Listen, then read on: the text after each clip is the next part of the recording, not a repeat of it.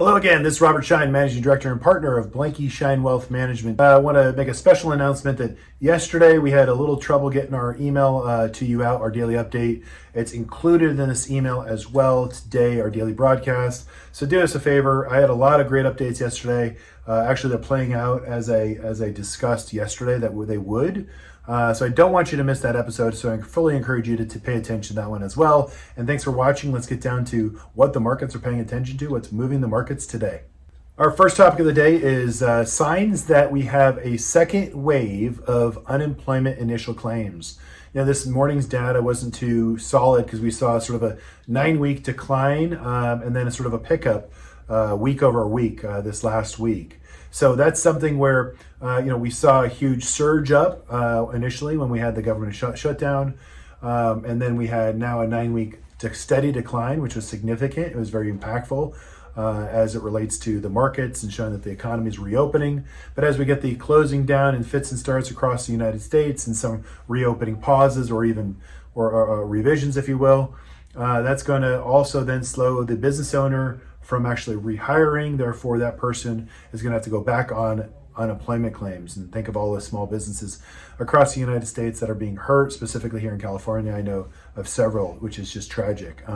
So because of that, the slowing down of the reopening, because the rises in cases and the second wave of the coronavirus is going to cause a resurgence, if you will, to unemployment initial claims.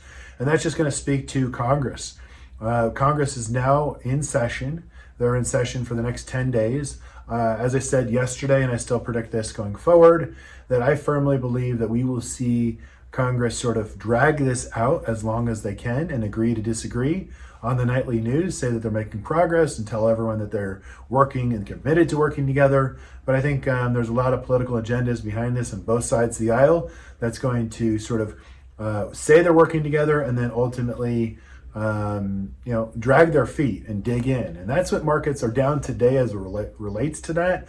There are some political concessions that we're seeing. President Trump already signaled through Steve Mnuchin, Treasury Secretary, this morning that he's going to concede on the payroll tax. He also tweeted about that. And that's sort of a concession from Trump.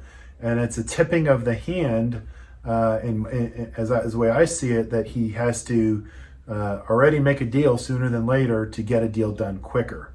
Again, Trump's a deal maker, President Trump, and I think we're in for a pretty lively negotiation over the next couple of weeks, maybe if not longer. And that's why the markets are reacting negatively as it relates to that, because the longer we go, the more uncertainty we will get. That uncertainty will play out negatively in the market. So pay attention to that. It's not uncommon that we would see Congress sort of not work together and agree to disagree. But the longer they do this, the more sort of negative impact in the short term they will have on the economy, i.e. Expiration of unemployment insurance. So they're debating that they're going to expand that. They're going to do it more targeted. They're also going to bring it down. So where they're debating and where it lands is where we're going to sit down. Now there's going to be a lot of opportunities long term.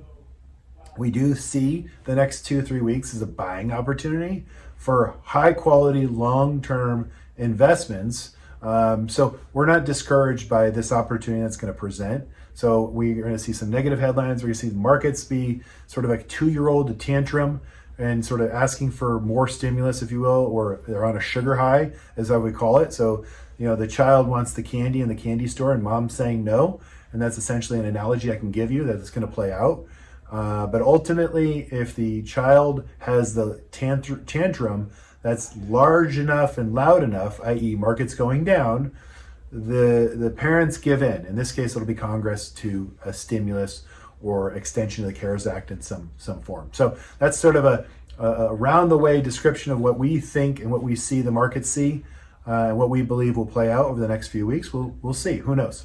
So that's our first topic. My next topic is the dollar is down and gold is up. So it's sort of an inverse relationship, as well as we want to watch that and keep watching that. Gold is continuing, as well as the metals are performing extremely well, pushing on all-time highs. So gold long term, it is a sort of a hedge, of course, against inflation. And short term, it's also an indication of fear.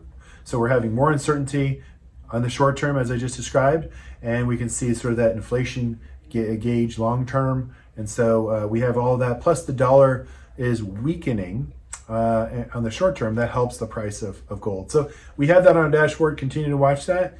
And that relationship is very important to continue to monitor. My last topic today I'm personally excited about. I think we all are, whether we like sports or not, or if you missed it or not. Sports are back in different capacities. And today, a very special day. I'm a fan of baseball. I love watching baseball. I miss spring training this year. We go every year. And so it's just good to see baseball back. It'll be interesting to see this shortened, abbreviated season and format. We just wish them well. Everyone stay healthy and safe. And we want to have a World Series come this fall, because that's what it's about. So getting back to life a little bit by way of baseball and diverting our attention from the nightly news cycle is healthy, and it's going to be good for America. America's pastime is back. So enjoy your games tonight and opening day.